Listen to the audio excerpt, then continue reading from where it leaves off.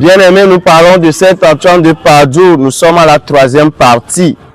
Antoine est aussi connu comme thaumaturge, opérateur de prodiges au point d'être appelé le saint au miracle.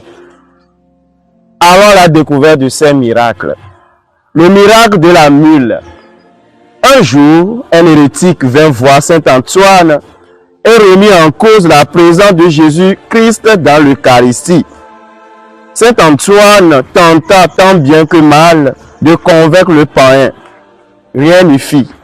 Ce dernier lança alors un défi au saint, lui prouver par un miracle la présence du Christ dans l'ortie consacré. S'il parvenait, l'homme promit de se convertir. On amène alors une mule affamée à Saint Antoine. Il plaça devant la bête, d'un côté du fourrage et de l'autre le Saint-Sacrement.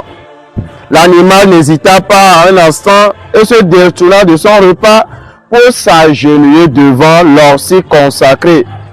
Alors, l'hérétique se convertit aussitôt convaincu.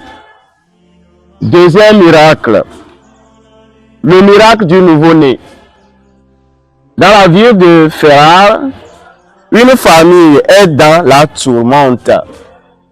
En effet, un homme refuse de prendre dans ses bras le nouveau-né que sa femme vient de mettre au monde, le pensant être le fruit d'un adultère. On part à la hâte chercher Saint Antoine afin qu'il règle ce épineux problème.